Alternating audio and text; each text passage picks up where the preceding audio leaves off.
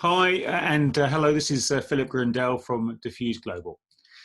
Today, what I'm going to be doing is talking about some of the security terminology that we use.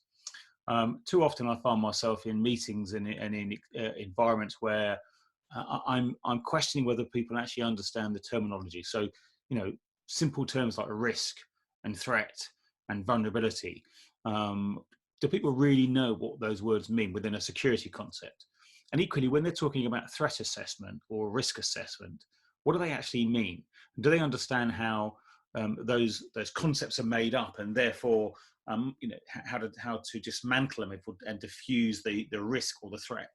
So, what I thought I would do is just talk about some of those things that, from my perspective and from my experience, and what those words and terms mean and how they all fit together. So, let's start with risk.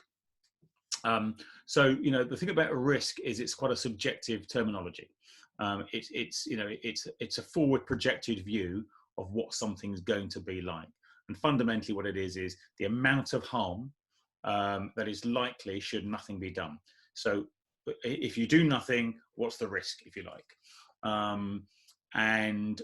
It's called a risk assessment because it's not an exact science. You're making an assessment based on what you know now. Of course, that means it's a continuous process, so you're constantly re-evaluating that risk, and it means that it can go up or down. Now, one of the other issues around risk is that it depends on your experience and your level of appetite or tolerance where you assess that risk to be. Someone like myself, for instance, who's been doing this for 35 years and has been in high threat environments and high risk environments, will have a very different appetite for risk and a tolerance of risk than someone that's never done it before in their life, and therefore has a different viewpoint and different values and culture and everything else to go with it. And the other thing to understand is that likelihood is, if you're a security professional as opposed to a client, you will have a different view on what that is to your client. So you, the client, may be sat there, and I hope there's clients listening to this because it's important that they understand what what the terms mean as well. The client may be sitting there thinking this is really high risk and this is really high threat, and you may have a different perspective. So it's important to understand the terminology. It's important to be able to explain that so you can give them a good account of why you've reached certain views and assessments. So effectively, it's made up of an equation, and that is that threat times vulnerability equals the impact. So that's what risk is. Risk is threat times vulnerability and impact. And the thing about risk is, I've always been taught, and I've always believed, there's no such thing as low risk. The risk is either unknown or above. So if someone says to you it's low risk, then I would always challenge that point, because that is saying that they're making that assessment that their risk is low. And arguably what they mean is they don't have enough information, which is why we call it unknown risk. So as I said, threat and vulnerability equals impact. So let's move on to what threat means, because that's a term that gets used an awful lot, and I'm sometimes dubious about whether people really, again, understand that. Threat is intention plus capability, and you have to have both components to be able to make a threat. So again, what that means is that you have to intend something to happen and have the capability to make it happen. If either one of those components is not there, then it is not a threat, or the threat doesn't exist. If we were to firstly say, who talks about threats, who makes threats? Well, there's different terminology again for those individuals. Some people call it threat actors, when it's sort of more state-based in terms of a nation state or ISIS or something like that. When it's kind of individually based, it's often referred to as a subject or a person of concern or whatever term they want to use. But whatever term you use, in my view, there are two pieces of the jigsaw that are always the same. So whether they are a political extremist, whether they're a terrorist, a criminal, a computer hacker, a fixated person, a protester, or someone posing an insider threat, they have two things in common. And that is, one, they're looking to explore your vulnerabilities, and two, they're almost certainly driven by some grievance. The only anomaly possibly is the hackers who will sometimes argue that they're doing it for good, in terms of they think they can exploit vulnerabilities and demonstrate those vulnerabilities. And that may be the case. But certainly, generally speaking, particularly with the field that I work in, which is kind of targeted planned violence or planned attacks, is nearly always grievance driven. So the term intent is effectively meaning a desire to cause harm. So that, if I give you a couple of examples around how that equation in terms of intent and capability comes about. So let's think about the US government. The US government have got all the capability in the world to probably destroy every country in the world, but they don't have the necessary intent. So they don't pose that threat to people.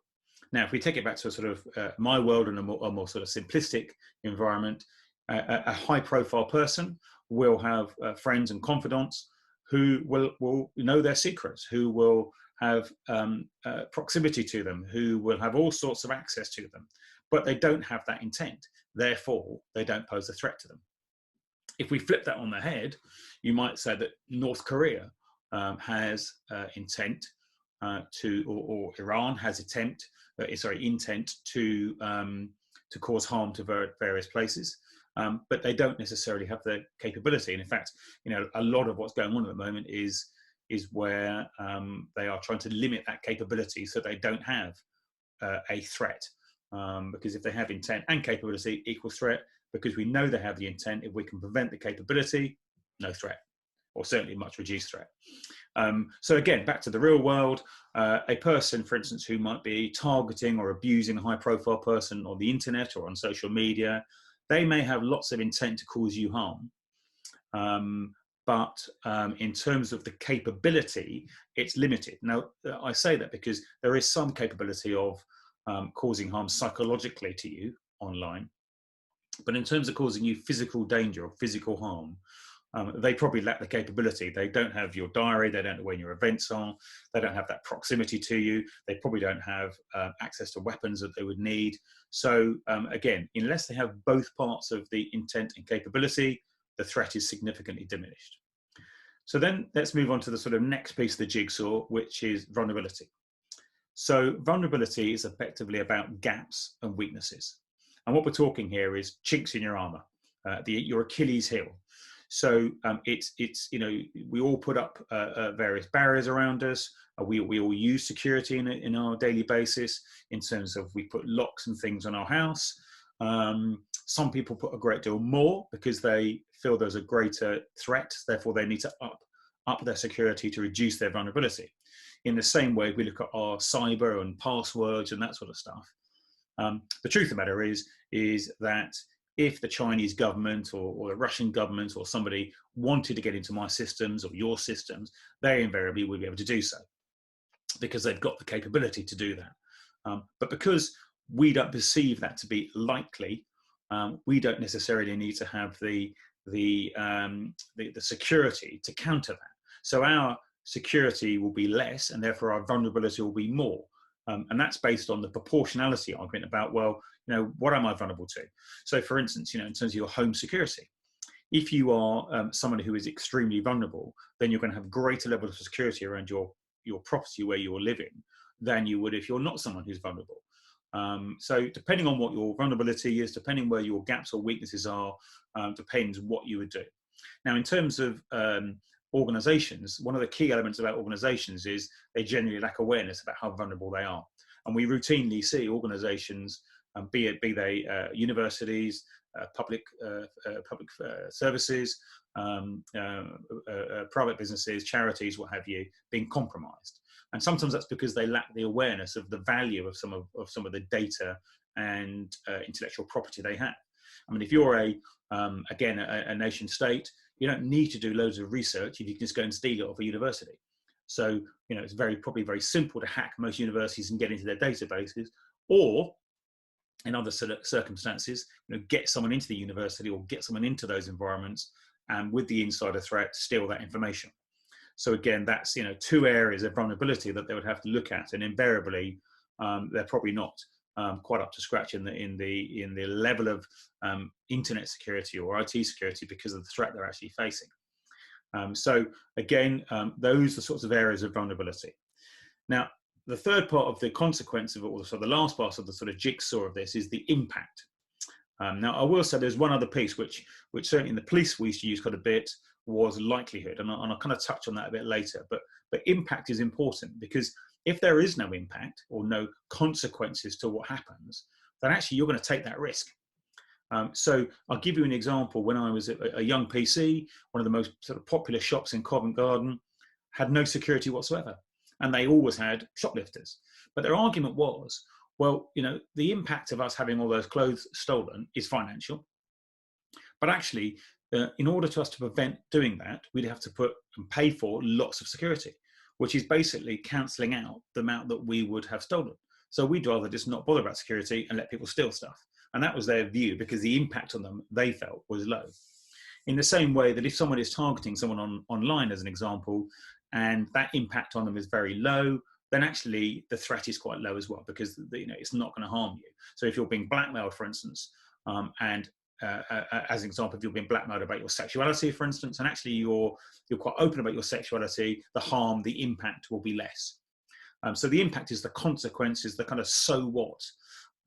But one of the interesting bits about that is it's difficult to quantify kind of immediately, because that's how a lot of people think about things. But certainly we looked at 9/11 and other kind of terrorist incidents. What often happened is there was the immediate physical impact, the kind of deaths, the destruction. Certainly there was a psychological impact to the city or the people and the families and the country as a whole. But what was less obvious initially was the financial impact to that place. So, if London gets bombed, then yes, there's all that physical tragedy and damage to buildings, etc. But the longer term consequences might be we don't have so much tourism. So that's a slower, longer term consequence impact of that attack. And the sorts of consequences we're looking at are reputational harm, loss of intellectual property, customer confidence if you're a business and you have your data stolen, certainly psychological harm, probably all of those ones, but particularly with online areas in the work that I do, certainly financial consequences, and of course physical harm. So those are the various bits. Now I'm hoping my IT skills are up to scratch now when I share my screen with you, because what I want to show you now is this what's called a risk, the risk matrix, or the risk chain, in fact. So if I'm just, bear with me, I will share my screen and hopefully you will see that. So what this talks about here is that if you understand the terminology and you understand how intention and capability equals threat, and threat and vulnerability equals impact, and then impact, obviously equals risk, that's where you know which ones you need to deal with to minimize the threat, or in my case, diffuse, no pun intended. So if you want to diffuse a threat, then you need to deal with one of the intentions or the capability. So if you know they've got the intention, you can prevent them getting the capability. If you think they've got the capability, let's try and work on their intentions and actually work on that side of it. Equally, if you know that the threat exists, then you need to close the vulnerability. So by closing that vulnerability, you reduce the likelihood of attack and therefore the impact as well. So therefore you're reducing the risk. So by understanding what these terms mean and how they all fit together, it enables you to far more professionally minimize or diffuse threats. And if the threat exists, how you diffuse the risks.